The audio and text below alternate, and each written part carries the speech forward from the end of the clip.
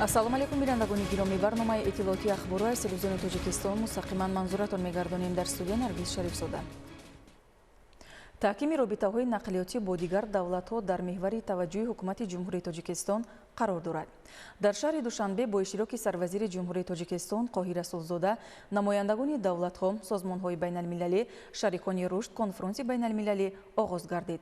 Наврӯзшоҳи Азизулло гузориш медиҳад. дар шаҳри Душанбе бо иштироки намояндагон аз кишварҳои аъзои иттиҳоди давлатҳои мустақил, иттиҳоди Аврупо, созмонҳои минтақавию байналмилалӣ ва шарикони рушд ҷиҳати таҳкими робитаҳо дар соҳаи нақлиёт конфронси байналмилалӣ оғоз гардид.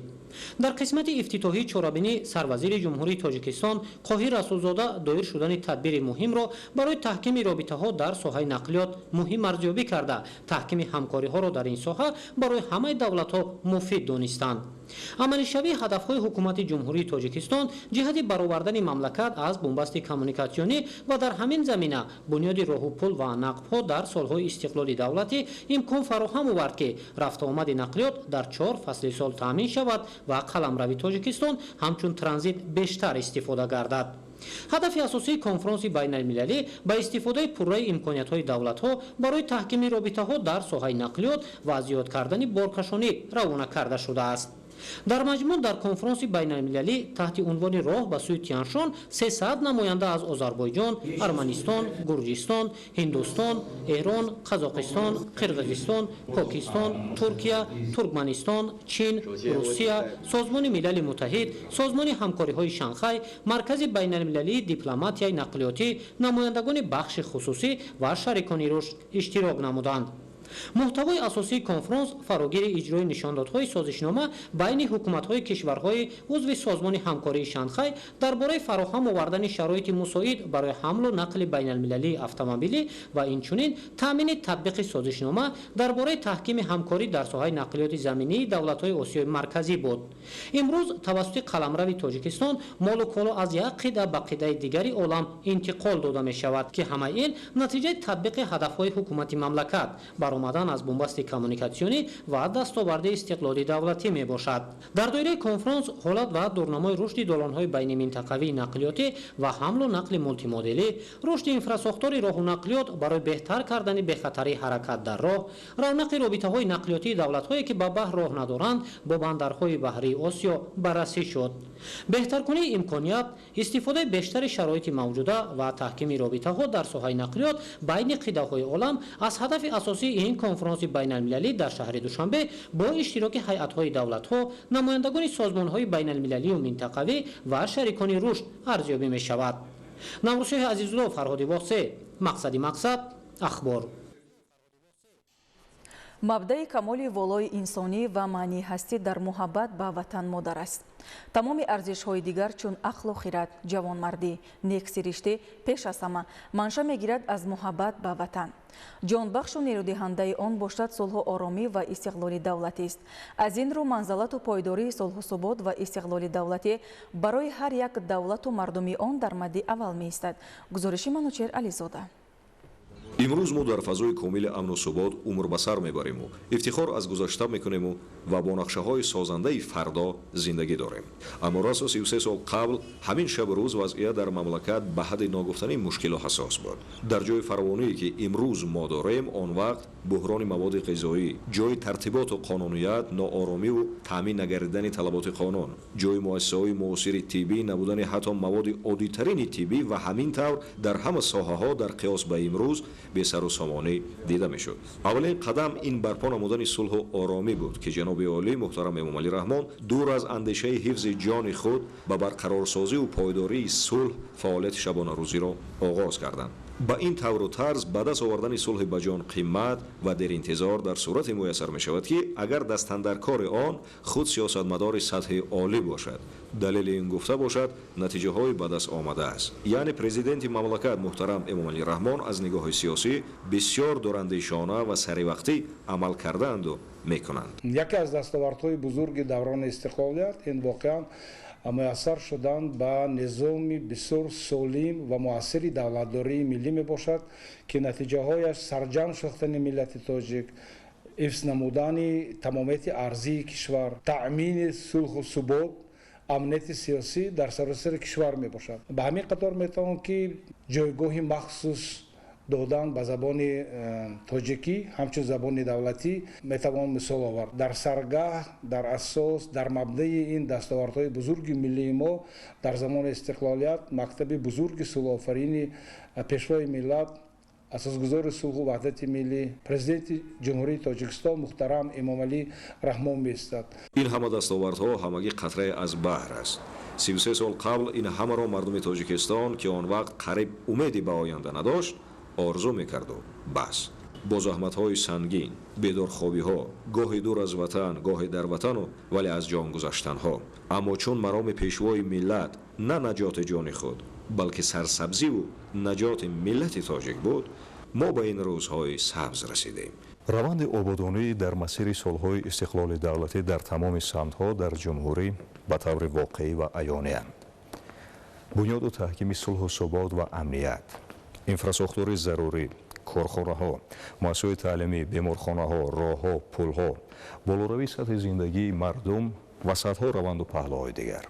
он дастовардҳое ки имрӯз мо миллати тоҷик дорем дар масири 1000 соли охир дар ҳеҷ як даврау замон надоштем. зинро муқаддасу азиз аст мафҳуми истиқлоли давлатӣ ва бузург аст ҷашни он. манушер ализода, маҳмадсаиди камол, ахбор. дар вилояти сух соҳибкорони ватандӯсту саховатпеша ки имкони мусоиди иқтисодӣ доранд, тибқи суннатҳои инсонпарварона дар раванди ободониву созандагӣ саҳми арзанда мегузоранд.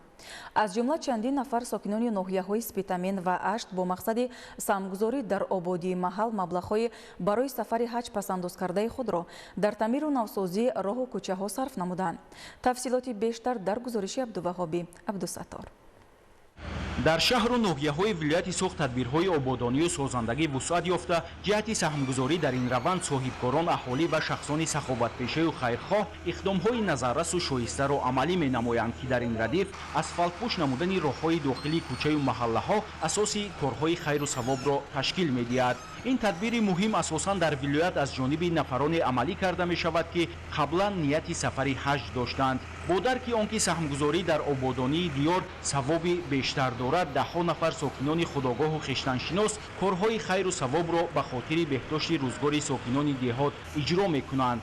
аз ҷумла дар давоми 20 рӯзи охир дар деҳаҳои Метар ва Лангари ҷамоати Тағояки ноҳияи Сипитамен бо саҳмгузории шахсони хайрхоҳу савобҷӯ зиёда аз 5 километр роҳҳои дохилии кӯчаю маҳаллаҳо пурра асфалтпӯш карда шуд. ба таъкиди сокинон дар гузашта роҳҳои дохилии кӯчаю маҳаллаҳо ҳолати ногувор дошт. дар вақти бориши барфу борон барои хурду калон рафтуомад дар ин ҷодаҳо мушкил буд. барои бартараф кардани ин ҳолат чандин нафар сокинони ин ду деҳа маблағҳои барои сафари ҳаҷ пешбинӣ кардаи худро дар ободонии роҳу кӯчаҳо сарф намуданд ки ба таъкиди ходимони дин чунин эҳсонкориҳо савоби дучанд дорад. роҳҳои маҳаллӣ дар гузашта анча харобу валангор буд. мардум мушкилӣ мекашиданд. нафароне ки барои сафари ҳаҷ маблағ ҷамъ карданд, нарафтану ҳамон 3 километр роҳ ҳамон асфалтпӯш карда обод зебо шуд. мо фахр мекунем ки чунин ватан дорем, чунин сарзамин дорем, чунин ободу зебо зиндагӣ мекунем. сокини деҳаи Метар Абдурауф Бобоев нияти сафари ҳаҷ дошт. номбурда маблағи барои сафари ҳаҷ пасандозкардаи худро дар иҷрои амали хайру савоб асфалтпӯш кардани қариб 1 километр роҳ сарф намуд. дар пайравӣ ба амалҳои неки ин сокини ободкору савобҷӯ чандин нафар соҳибкорон ва аҳолии деҳот бо таъмиру навсозӣ ва чароғонкунии кӯчаю хиёбонҳо, бунёди хатҳои обрасон ва иҷрои дигар тадбирҳои муҳим ки дар беҳдошти вазъи зиндагии мардум нақши асосӣ хоҳад дошт, дар ободонии маҳал саҳми арзанда гузоштанд. дар партави дастуру ҳидоятҳои пешвои миллат муҳтарам Эмомалӣ Раҳмон ки мунпаршкунии роҳҳои дохилии кӯчаю маҳаллаҳо бо иштироки роҳбарияти вилояти Суғд оғоз шуд, дар самти фароҳам овардани шароит иқдоми хайру ватандӯстонаи сокинон намунаи барҷаста арзёбӣ гардид. ҳамроҳи оилам кадӣ нияти сафари ҳаҷ доштем. маслиҳат кардем ки ободонӣ кунем, маблағи сафари ҳаҷ ҷамъ карда будем. ҳамин маблаға мо кӯчаоба сарф кардем. дар ноҳияи ашни сокинон дар иҷрои чунин ташаббусҳои неку созанда фаъолнокӣ нишон медиҳанд, зеро саҳмгузорӣ дар корҳои ободонию созандагӣ аз ҷумла бунёди роҳу пулҳо, хатҳои обрасон, мактабу кӯдакистонҳо ва беморхонаву марказҳои саломатӣ савоби дучанд дорад ба чунин аъмоли писандида ва густариши иззату эҳтироми ҳамдигар, тақвияти муҳаббату дӯстӣ дар байни одамон, таҳкими ваҳдати миллӣ ва суботи ҷомеа мусоидат менамояд. ҳоло раванди асфалтпӯшкунии роҳҳои дохилии кӯчаю маҳаллаҳои деҳаи Гулшан вусъат меёбад, ки барои иҷрои ин тадбири муҳим зиёда аз 5 миллион сомонӣ харҷ карда мешавад. то имрӯз дар ин деҳа бо саҳмгузории аҳолӣ бо истифода аз техникаю механизми зарурӣ бештар аз 7 километр роҳҳои мошингарди дохилии кӯчаю маҳаллаҳо пурра мунфарш гардида, бо мусоидати мақомоти иҷроияи ҳокимияти давлатии вилояти Суғд ва ноҳияи Ашт нақшаҳои созандагӣ мавриди амал қарор доранд. мо занҳои фаъоли ноҳияи Ашт иқдом гирифта маблағи ба нияти ҳаҷ ҷамъовардаро ба асфалтпӯш кардани роҳҳои ҷамоат супоридем, чунки ободии деҳа ободии ватан аст. то ҳамин рӯз 7 километр роҳҳои деҳа асфалтпӯш шуда истодааст. бо дигар маҳаллаҳо ҳамун роҳро дида иқтидом гирифтасан асфалтпӯш. мо қариб ки ҳамин 14 километр роҳи деҳаи Гулшанро асфалтпӯш мекунем.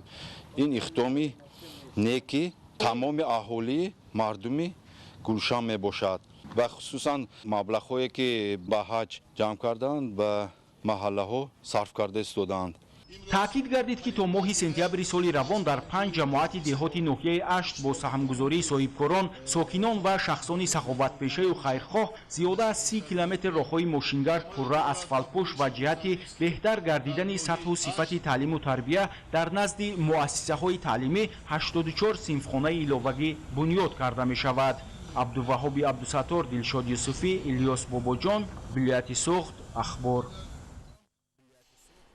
дар натиҷаи боришоти санаи 25 майи соли равон ва омадани сел дар як қатор деҳаҳои ноҳияи шаҳри нав, манзили истиқоматӣ, заминҳои назди ҳавлигӣ, хоҷагиҳои деҳқонӣ ва иншоотҳои ёрирасон зарар диданд. ҳоло дар минтақаҳои аз офати табиӣ осеб дида корҳои бартарафкунӣ идома дошта, техникаву воситаҳои зарурӣ сафарбар гардиданд. гузориши Фаридуни Субҳон ва Садриддини Иброҳим дар ин хусус. ҷиҳати бартараф намудани оқибатҳои офати табиӣ дар ҳудуди ҷамоати ба номи Акрам Ҳасанови ноҳияи шаҳри нав, ки дар пай боришоти борон санаи 25 майи соли равон рух дод, масъулини дахлдор сафарбар гардида тавассути техника ва ҳашари дастҷамъона ба тоза кардани манзилҳои истиқоматие, ки дар натиҷаи омадани сел лою гил зер карда буд, машғул ҳастанд. тибқи иттилоъ 31 манзили истиқоматӣ, хоҷагиҳои ёрирасон ва заминҳои наздиҳавлигӣ аз деҳаҳои Файзбахш, Ҳаёти Нав ва Навбаҳор осеб дидаанд. дар ин баробар селроҳҳои асосии болои деҳаи Файзбахш, ки ҳангоми омадани сел баъзе қитъаҳои муҳофизатии он хароб гардида, маҷрояшро тағйир дода буд, корҳои соҳилмустаҳкамкунӣ ва барқароркунӣ дар он ба роҳ монда шудааст. санаи 25 майи соли равон бар асари боришоти зиёд, боришоте ки аз меъёр зиёд ба вуҷуд омад, дар ноҳияи шаҳри нав, дар деҳаи Файзбахш, Навбаҳор ҳолатҳои фавқулодаи характери табиӣ дошта ба миён омад. дар натиҷаи боришоти зиёд майдонҳои зиёди кишоварзӣ,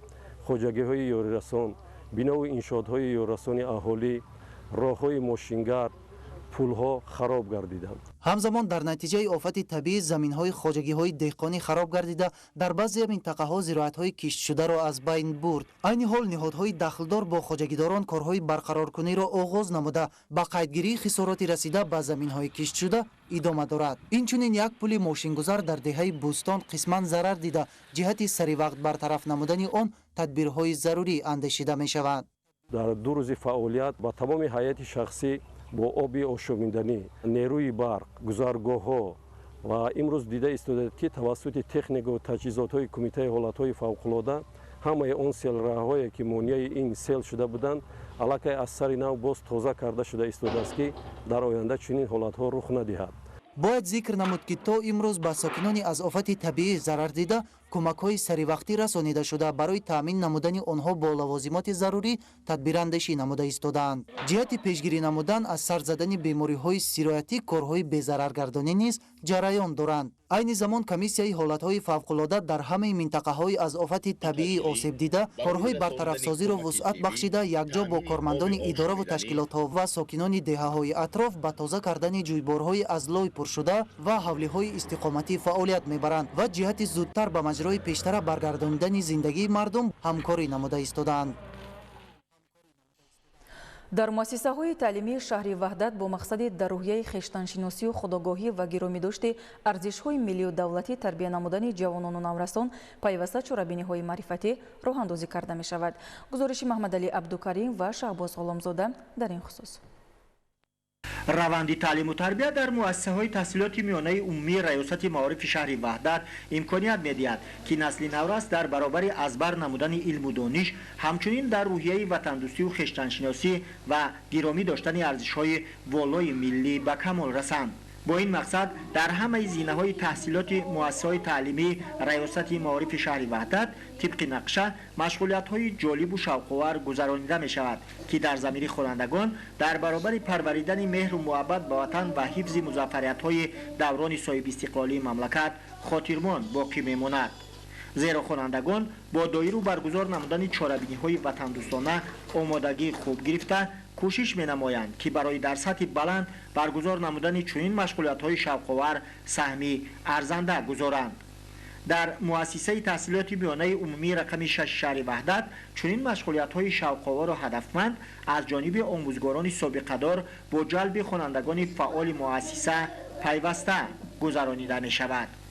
иброз карда шуд ки роҳандозии машғулиятҳои шавқовару ватандӯстона ба мақсад мувофиқ буда бо ин васила насли наврас аз овони хурдсолӣ дар рӯҳияи худшиносию худогоҳӣ ва дӯст доштани арзишҳои волои миллӣ ба камол мерасанд. маҳмадалӣ абдукарим, шаҳбоз ғуломзода, ваҳдат ахбор. бинандагони гиромӣ, дар ҳамин ҷо барномаи иттилоотии ахбор ба анҷом мерасад. хайр, саломат бошед.